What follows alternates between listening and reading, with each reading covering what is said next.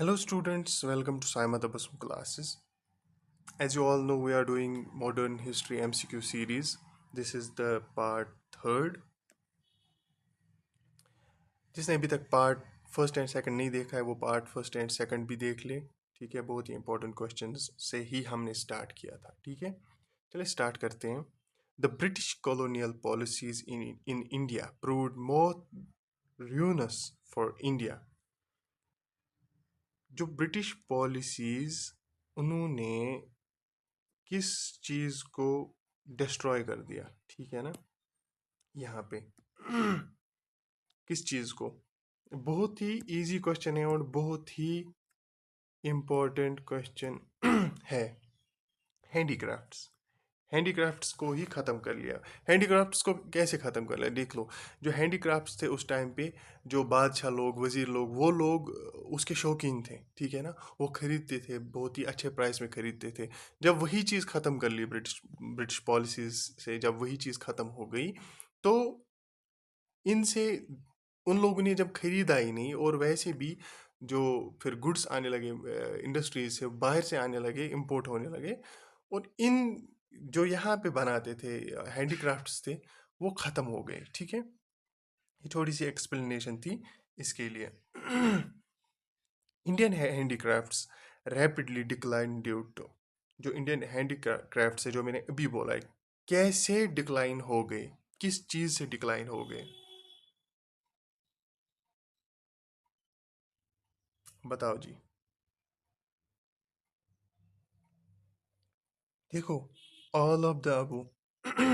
Lack of patronage, ठीक है ना, growing craze for imported goods. जो इम्पोर्टेड गुड्स थे वो क्या थे, एक तो वेल फिनिश्ड होते थे, मशीन से बनाए होते थे ऑब्वियसली, और सस्ते भी होते थे। ठीक है ना, cheap competition from machine made goods in of England England. ठीक है ना, तो ऑल ऑफ द अबो यहाँ पे आंसर रहेगा। The main exponent of the theory of drain of wealth, ये बहुत ही इंपॉर्टेंट थियरी है, ड्रेन ऑफ वेल्थ। कौन थे मेन एक्सपोनेंट इसके, ठीक है,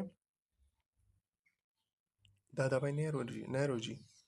ये इतना इंपॉर्टेंट क्वेश्चन है, ये आपको तब समझ में आएगा जब आपके एग्जाम में ये क्वेश्चन होगा। ठीक है ना, तो इस चीज़ को बहुत ही लाइटली नहीं लेना, हल्के में चीज़ों को नहीं लिया करते। ठीक है, तो जो जो ये मेन ऐसे पूछे जाते हैं ना थियरीज के बारे में, या कोई स्टेटमेंट्स पूछते हैं, वो बहुत ही इंपॉर्टेंट रहते हैं। तो ड्रेन ऑफ वेल्थ जो है, इस थियरी के मेन एक्सपोनेंट थे दादा भाई नेहरू जी। आफ्टर 1893, 1893 के बाद, when complete ban was imposed on all commercial activities of the company, ठीक है ना, जब पूरा बैन लगाया गया, India was left open to exploitation by, ठीक है,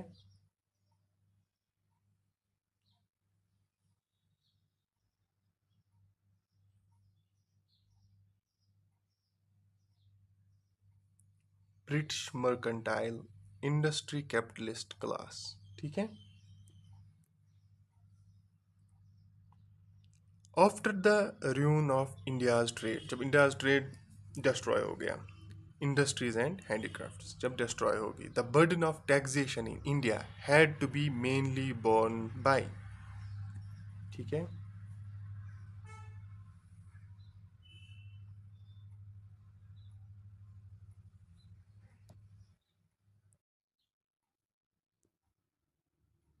पीजेंट्री, ऑब्वियसली। ठीक है,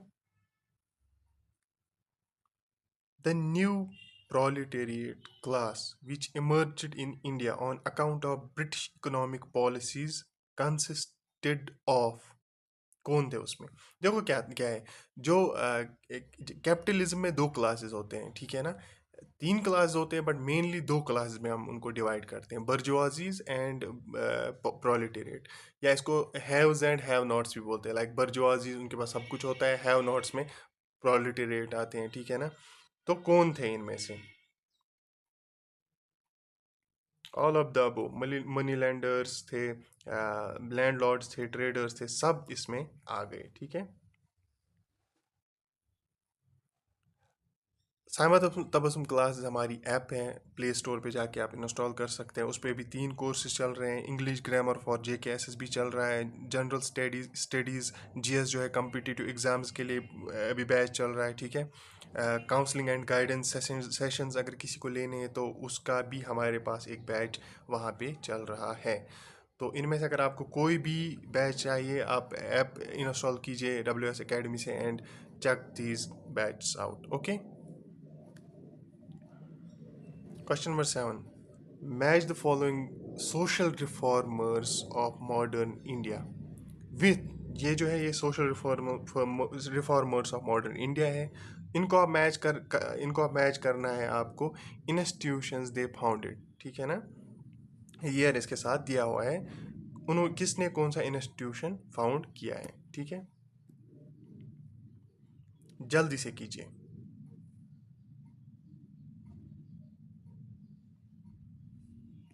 विवेकानंदा रामकृष्णा मिशन 1887, ठीक है ना। HP बला ब्लातस्की, प्रोनाउंस करना नहीं आता मेरे को, ठीक है। थियोसॉफिकल सोसाइटी, बहुत ये वाला सबसे इम्पोर्टेंट है। थियोसॉफिकल सोसाइटी पे क्वेश्चंस आते रहते हैं, ठीक है ना। सर सैयद अहमद खान, अलीग्राम मूवमेंट, ठीक है ना, 1875। मिर्ज़ा गुलाम अहमद, अहमदियन मूवमेंट, ठीक है, 1891। एनी बेसेंट, ठीक है ना, सेंट्रल हिंदू कॉलेज वाराणसी, 1898। ये क्या थे, ये मॉडर्न इंडियन जो ये थे रिफॉर्मर्स, और उन्होंने जो इंस्टीट्यूशंस फाउंड किए हैं, ठीक है। तो एक बार फिर से आप इनको देख लीजिए और ये नोट डाउन कीजिए, ये बहुत ही इंपॉर्टेंट क्वेश्चंस हैं। Match the following social reformers with pioneering reforms they introduce, जो रिफॉर्म्स उन्होंने इंट्रोड्यूस किए हैं। चलिए जल्दी से कीजिए।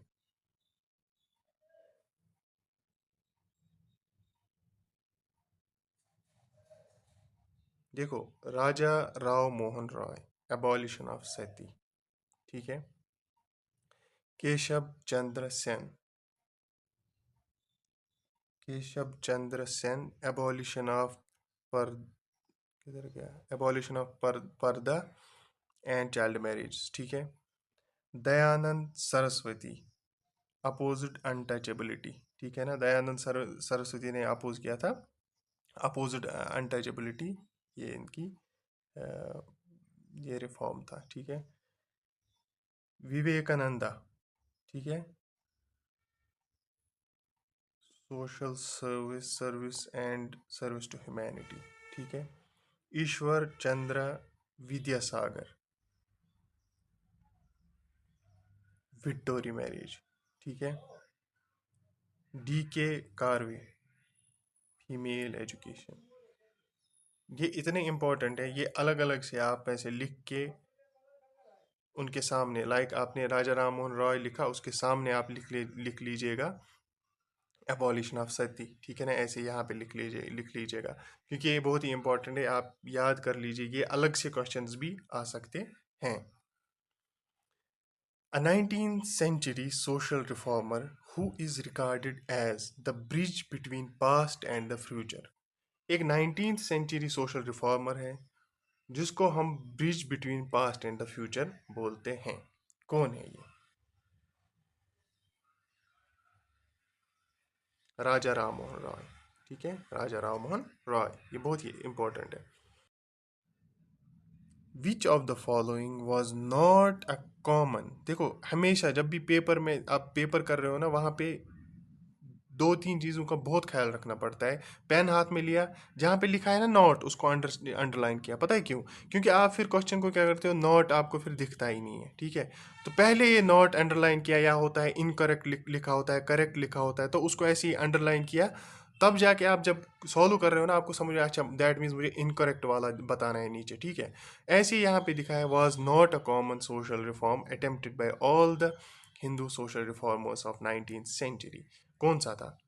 अनटचेबिलिटी, ठीक है, अनटचेबिलिटी। तो ये इस चीज़ का आप बहुत ख्याल रखना, जब भी पेपर में not, correct, incorrect, true, false ऐसा होगा तो उसको पेपर पे ही ऐसे अंडरलाइन कर लिया, ताकि आपको ऑप्शंस पढ़ते हुए समझ में आए, अच्छा मेरे को ट्रू वाला बोलना है कि फॉल्स वाला बोलना है, करेक्ट वाला बोलना है कि इनकरेक्ट वाला बोलना है, क्योंकि इसमें इसमें बहुत सारे स्टूडेंट्स गलती कर लेते हैं आगे जाके। Thank you so much. अब 3 पार्ट्स हमारे हो गए, आप अच्छे से, जिसने नहीं देखे होंगे अभी 2 पार्ट, वो देख के आओ। बहुत सारे क्वेश्चंस हैं इसमें, बहुत इंपॉर्टेंट क्वेश्चंस हैं। तो हम इस सीरीज़ में हम पूरा जो भी मॉडर्न हिस्ट्री है वो पूरा रिवाइज करेंगे अच्छे से, ठीक है। तो चलिए, रिवाइज करते रहिए, और गुड लक। जिसके भी एग्ज़ाम्स हो रहे हैं और जिसके एग्ज़ाम्स होने वाले हैं, गुड लक। आप कर पाओगे, ये ऐसा कुछ नहीं है कि आप नहीं कर पाओगे। कोई किसी को बोलता है भाई यूपीएससी है, मेरे से नहीं होगा, ऐसा नहीं है भाई। जो करते हैं ना वो भी पहले यही सोचते हैं मेरे से होगा कि नहीं होगा, बट उनमें डिफरेंस क्या है, वो बोलते हैं नहीं, क्यों नहीं होगा। वो उठ के फॉर्म भरते हैं, उठ के एक कोने में बैठ के प्रिपरेशन स्टार्ट कर लेते हैं। ऐसा नहीं है कि अ, अ, वो लोग कुछ डिफरेंट ही, पता नहीं, वो इंसान ही नहीं है, ठीक है।